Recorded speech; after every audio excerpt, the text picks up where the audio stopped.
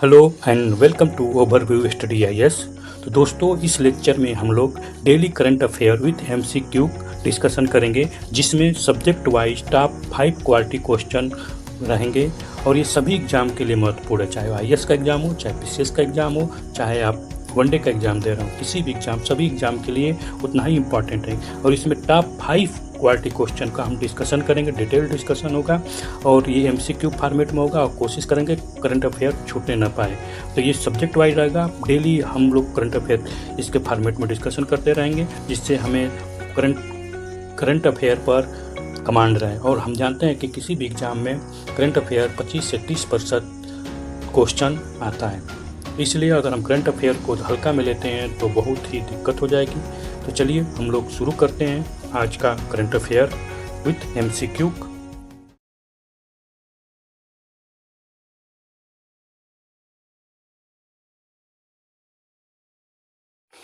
तो दोस्तों, आज का फर्स्ट क्वेश्चन है, with reference to the 6th schedule of constitution consider the following statement.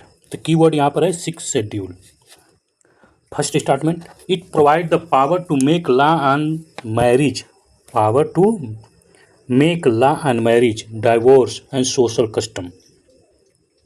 Second statement, it allow autonomous district and regional council ADC and ARC to regulate the money lending and trading। तो money lending और trading, तो दो statement दिया गया 6 schedule से related. तो इसमें से कौन सा स्टेटमेंट सही है, पहला दूसरा? तो दोनों स्टेटमेंट सही है, ठीक ना। तो सी इज करेक्ट ऑप्शन। अब यहाँ पर 6 शेड्यूल को अगर हम समझना चाहें तो यहाँ पर मैं एक चीज़ आपको बताऊँगा, उसको आप दिमाग में एकदम बैठा लीजिए। देखिए, यहाँ पर कन्फ्यूजन होता क्या है हम लोग का, 5th शेड्यूल और 6th शेड्यूल में कन्फ्यूजन होता है। तो 6th शेड्यूल में केवल 4 स्टेट हैं और 5th शेड्यूल आप देखेंगे तो उसमें आपके इसमें 2 से गुणा कर दीजिए, 10 स्टेट हैं। तो 10 स्टेट के अंदर, 10 स्टेट के अंदर आपके 5th शेड्यूल की एरिया आती है, जिसमें क्या है, schedule tribe ST and SC, schedule caste and schedule tribe इसमें है, ठीक। और 6 शेड्यूल जो बोलता है, इसमें 4 स्टेट के अंदर हैं, ठीक ना। इसको बोलते हैं tribal area, ST schedule tribe. और ये कहाँ पर है, तो नॉर्थ ईस्ट में। कहाँ पर? नॉर्थ ईस्ट में। इतना कन्फर्म हो गया। और एक इसमें कन्फ्यूजन है, इसमें एक और कन्फ्यूजन है कि जो 6 शेड्यूल बोलता है, 6 शेड्यूल बहुत ही पावरफुल है। ये जो प्रोवाइड कर रहा है ऑटोनॉमस, ठीक है, ऑटोनॉमस डिस्ट्रिक्ट और रीजनल काउंसिल जो प्रोवाइड कर रहा है, ये 6 शेड्यूल इतना पावरफुल इस दोनों को अपना बॉडी को बनाता है कि ये गवर्नमेंट की तरह काम करती हैं। गवर्नमेंट, किसी देश का गवर्नमेंट होती है उस तरह से काम करती है, स्टेट गवर्नमेंट से भी ज़्यादा पावरफुल। समझ रहे हैं? स्टेट गवर्नमेंट के यानी समझिए कि इस जो ये बॉडी है गवर्नमेंट की तरह काम क्यों करती है, आप इसको समझिए। आप एक को समझ लिए तो आपको प्रॉब्लम 6 शेड्यूल का हमेशा के लिए कंप्लीट हो जाए। तो यहाँ पर 6 शेड्यूल में ऑटोनोमस डिस्ट्रिक्ट और रीजनल काउंसिल को एक गवर्नमेंट की तरह क्यों हो जाता है कि गवर्नमेंट के पास क्या होता है, 3 चीज़ें होती है, ठीक। एग्जीक्यूटिव, लेजिस्लेचर और जुडिशरी, ठीक है ना। तो ये तीनों इस बॉडी के पास है। यहाँ पर देखिए, गवर्नमेंट में तो यहाँ पर सेपरेशन भी बोला गया है, एग्जीक्यूटिव और जुडिशरी में सेपरेशन, यहाँ पर सेपरेशन भी नहीं है। तो ये हम देखा जाए तो एक तरह से बहुत ही स्टेट गवर्नमेंट से भी पावरफुल है। तो ये काउंसिल के पास, ये काउंसिल जो है डिस्ट्रिक्ट, ऑटोनोमस डिस्ट्रिक्ट काउंसिल और ऑटोनोमस रीजनल काउंसिल, दोनों क्या है तो बहुत ही पावरफुल है, गवर्नमेंट की तरह काम करती है, जो एग्जीक्यूटिव का भी काम करती है, जो लेजिस्लेटिव का भी काम करती है और जो जुडिशरी का भी काम करती है, ठीक ना। तो ये कॉन्स्टिट्यूशन ने इतना पावर दिया है, ठीक। और ये एग्जीक्यूटिव मतलब कि अपने जो कार्य, ये रूल लॉ भी बनाएगी, ठीक ना। जिस तरह से यहाँ पर लिखा गया है कि law, marriage and divorce and custom, अपने जो ट्राइबल सोसाइटी अपने कल्चर को बचाने के लिए रूल रेगुलेशन बनाएगी और उसको इम्प्लीमेंट भी कराएगी। अब जुडिशरी क्या है, जुडिशरी अगर इसमें ये लोग काम सही से नहीं करेंगे तो इन पर चेक भी करेगी और इनकी सुनवाई भी करेगी। मतलब जुडिशरी यहाँ पर आपका क्रिमिनल और सिविल दोनों केस को देखती है, ठीक है ना। तो इतना आपको क्लियरिटी होनी चाहिए और रहनी चाहिए, ठीक।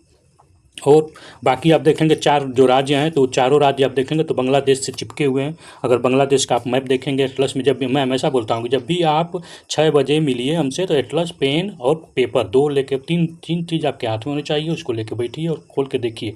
बांग्लादेश है, BD से चिपका हुआ जो राज्य हैं वो सब आपके आएंगे वहाँ ऑटोनॉमस 6 शेड्यूल में आएंगे। ठीक, अगर आप देखते हैं तो इस तरह से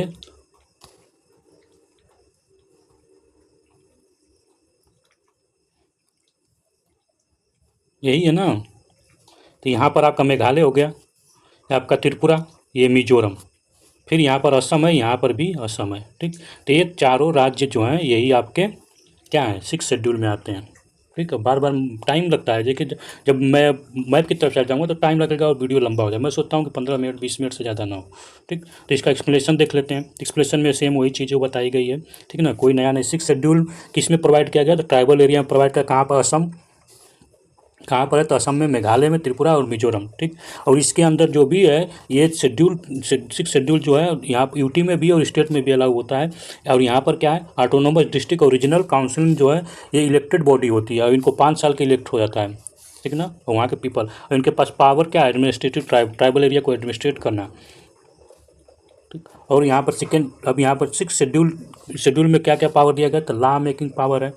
किस लिए, तो ये फॉरेस्ट मैनेजमेंट करने के लिए, एग्रीकल्चर के लिए, administration of the village town, inheritance, marriage, divorce, social, जितने भी उनका कल्चर है, जिससे उनका कल्चर इफेक्ट पड़ता है, उनका लाइफ स्टाइल, उनका सोसाइटी इफेक्ट पड़ती है, वो सब इनके जैसे फॉरेस्ट मैनेजमेंट करने के लिए दिया गया है। सोच लीजिए, तो एक तरह से पहला स्टेटमेंट करेक्ट है। Schedule also give the autonomous regional council and autonomous district power to collect the land revenue. अब सरकार क्या करती है, आपको लैंड, अब रेवेन्यू भी लेती है। भाई पैसा कहाँ से पाएगा, पैसा कहाँ, टैक्स लेगी ना, तो टैक्स के रूप में लैंड रेवेन्यू लेती है, इम्पोर्ट टैक्स करती है, रेगुलेट द मनी लैंडिंग, और ट्रेड भी करती है। सोचिए, सरकार ट्रेड भी करती है, एक्सपोर्ट इंपोर्ट भी कर रही है। Collect the royalty from licence, lease, extract the mineral से भी देखिए पैसा निकल रहा है, एक्सट्रैक्ट हो रहा है, तो वहाँ से भी पैसा बना रही है। किस लिए, लीज देना। तो ये पूरा एक सरकार की तरह काम कर रही है, जिस तरह से आपका सेंटर में मोदी गवर्नमेंट करते हैं। मोदी गवर्नमेंट जितना पावर भी, उससे भी ज़्यादा पावर है। सोच लीजिए, मोदी जी के पास जुडिशरी पावर नहीं है, मोदी जी के पास जुडिशरी पावर नहीं है, लेकिन इनके पास जुडिशरी पावर भी है। इतना दिमाग रहे, तो ये सेंट्रल गवर्नमेंट से भी ज़्यादा पावरफुल इसको कॉन्स्टिट्यूशन ने बना के दिया है। बस यही है कि इनको फिर दबोच लिया गया। इतना सब कुछ देने के बाद अंत में कॉन्स्टिट्यूशन ने इसको दबोच लिया कि आपको गवर्नर के अनुसार ही करना पड़ेगा। और गवर्नर किसका काम करेगा, president of India. President of India किसके अनुसार काम करेगी, तो council of minister headed by prime minister. तो ये सब का घुमा फिरा के छूट दिया गया, बहुत बम्पर छूट दिया गया, ताकि उन लोग का डेवलपमेंट सही से हो सके। ठीक है ना, तो ये तो सेकेंड स्टेटमेंट इज करेक्ट। तो यहाँ पर देखिए, हमेशा यहाँ प्रॉब्लम क्या हो जाता है, जब परीक्षा में आएगा तो यहाँ पर स्टेट मिनरल निकालने पर जो लीज मिलता है या लाइसेंस मिलता है, उस पर ये कन्फ्यूजन हो जाएगा कि यार मिनरल के लिए कैसे दे दिया जाएगा। ठीक, तो यहाँ पर ये होना चाहिए। पब्लिक फैसिलिटी स्टेबलाइज करने का भी पावर है, स्कूल, मार्केट, रोड। सोचिए, रोड भी बना रही है। ठीक, अब एडीसी और एआरसी, ठीक है ना, में from the village council tribal resolve the conflict between. अब ये जज का भी काम करेगी, सुप्रीम कोर्ट का भी काम करेगी, कोर्ट की तरह काम कर रही है। ठीक है ना, सुप्रीम कोर्ट हाई कोर्ट तो है ही, लेकिन यहाँ पर कर रही है। ठीक है ना, tribal member select the personal overs implement the law they pass where the offence punishment by death. सोचिए, मोर देन 5 ईयर जेल, 5 साल तक इनको जेल भी करते हैं लोग। Governor of the state may the grant ADC और ACR to authority to trial them under the country criminal and civil. अब देखिए अंत में क्या हो, गवर्नर के अंदर इनको कंट्रोल कर दिया गया है कि चलो भैया सब कुछ है, लेकिन आपको गवर्नर के अंदर ही काम करेगा। ठीक, गवर्नर के अंदर इनको ही काम करना है। Second question, with reference to controller and auditor general of India consider the following statement. तो कंट्रोलर ऑडिटर जनरल के बारे में पूछा गया, 2 स्टेटमेंट दिया गया है। ये सब न्यूज़ में रहे हैं पिछले वीक, आप देखेंगे तो। ठीक है ना, पिछले वीक न्यूज़ में रहे हैं, सब कैग भी रहा है आपका, लद्दाख को लेके हो रहा है, तो सब न्यूज़ से ही हम बनाया गया है question. The controller and auditor general shall be eligible for the further service under the government of India government of any state after the leaving the office. नहीं, जब एक बार आप कंट्रोलर कैग बन जाते हैं तो आपको फिर दोबारा सर्विस, रिटायर होने के बाद आप दोबारा सर्विस पर नहीं आ सकते हैं। ठीक, तो ये गलत स्टेटमेंट है।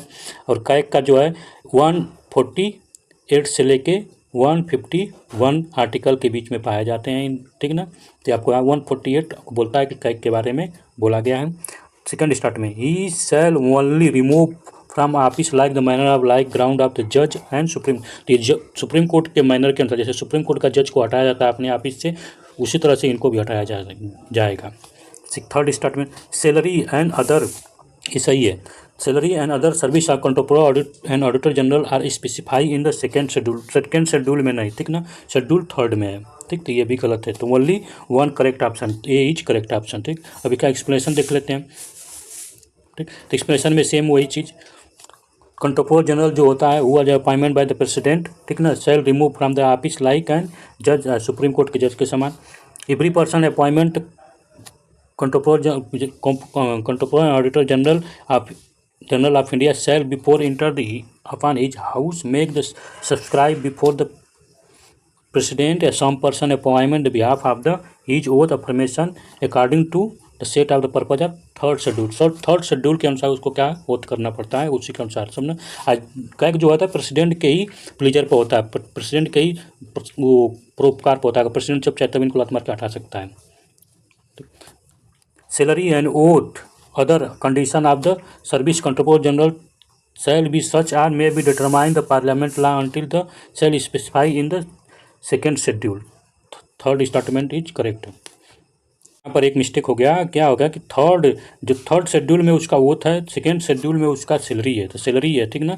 जैसे आप एक ट्रिक है शेड्यूल याद करने का, T year of old PM, ठीक है ना। अगर इसको आप याद कर लीजिए तो पहला का टेरिटोरी यानी कंट्री का नाम, ई से इलमनी यानी सैलरी, ओ से अफर्मेशन या ओथ, आर से राज्यसभा का सीट का नंबर, ओ से आपका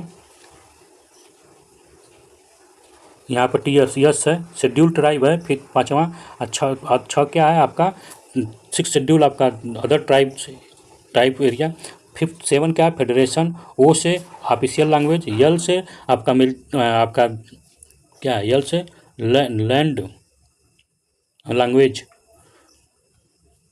यल से नाइन शेड्यूल, हाँ लैंड है उसमें, नाइन शेड्यूल में लैंड, यहाँ पर लैंड रिफॉर्म होता है। फिर डी में आपका एंटी डिफेक्शन लॉ है, पी से पंचायत है, एम से म्यूनसिपालिटी। तो इसमें क्या है, ये 11 में है, ये 12 में है, ठीक, ये 10 में है। तो ये आपका एक ट्रिक है, आप इसको देख लेंगे तो याद हो जाएगा, ठीक है ना।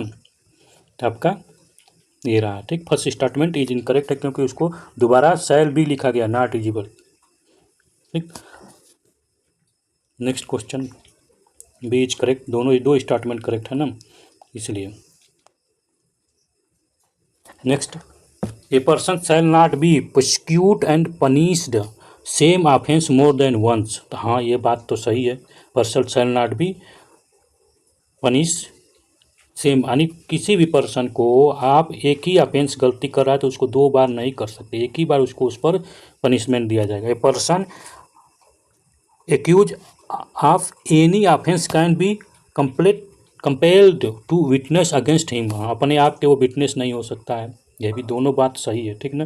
तो दोनों सही है, तो स्टेटमेंट्स फर्स्ट और सेकंड दोनों सही है, तो सी इज करेक्ट ऑप्शन। और देखिए यहाँ पर बात की जा रही है आर्टिकल 20 का। देखिए बहुत सारा प्रॉब्लम क्रिएट कहाँ होता है, आर्टिकल हमारा जो दो ही आर्टिकल हमको बहुत परेशान करते हैं स्टूडेंट को, आर्टिकल 20 और आर्टिकल 22, ठीक ना। 20 में अभी दोष आरोपित किया गया है कि ये दोषी है, ये चोरी किया है, ये मर्डर किया है, मतलब कि क्या कन्विक्ट है, ठीक है ना, कन्विक्ट है, अभी इस पर दोष आरोपित नहीं हुआ है। इसमें क्या है कि दोष आरोपित हो गया है तब उसके बाद प्रोटेक्शन, ये यहाँ पर प्रोटेक्शन कब दिया जाएगा, अभी जब उसको खाली संदेह में है, यहाँ पर क्या है संदेह, 20 में क्या है संदेह कि भैया यही किया होगा, ठीक। अब 22 में क्या है कि वो सबको मालूम है कि ये किया है, ठीक, यहाँ पर उसके बाद यहाँ प्रोटेक्शन दिया जा रहा है। तो आपको 20 और 21 में याद होना चाहिए, और ये दोनों स्टेटमेंट 20 से ही रिलेटेड है, ठीक ना, ठीक। तो यहाँ पर एक और चीज़ है, a person accused by any offence can be compelled to witness against. तो जरूरी नहीं है, ठीक ना, जरूरी यहाँ पर नहीं है, ठीक। लेकिन हाँ स्टेटमेंट अगर कॉन्स्टिट्यूशन रूप से देखा जाए तो वहाँ पर सही माना चाहिए, लेकिन यहाँ पर क्या है,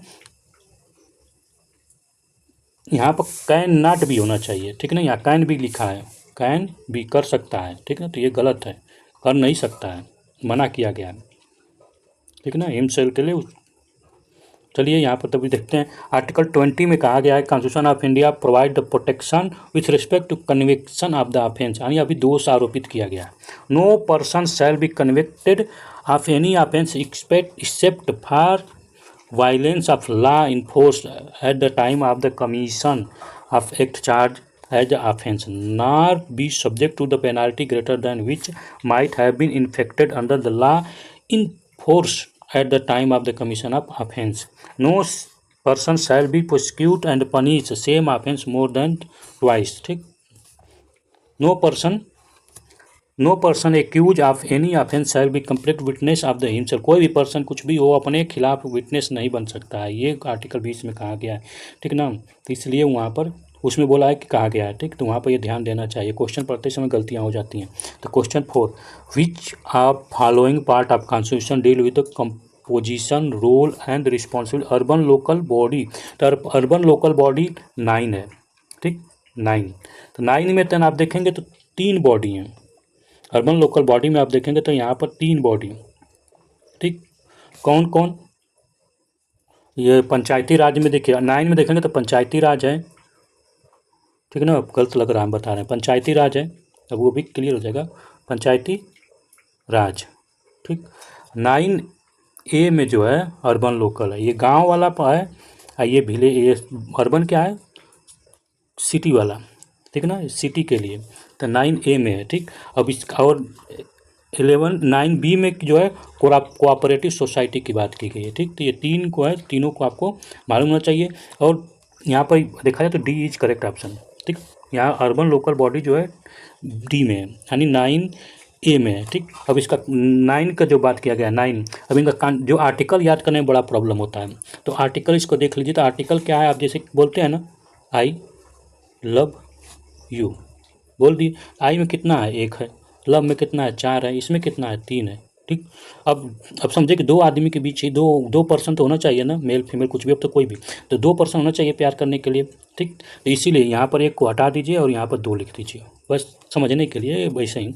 2 4 3, तो 2 4 3 बन गया ना, तो यही 2 4 3 जो है पंचायती राज से रिलेटेड है। अब बात फंसी कि 2 4 3 जो हम बोल दिए 2 4 3, तो इसमें तो बहुत सारा है।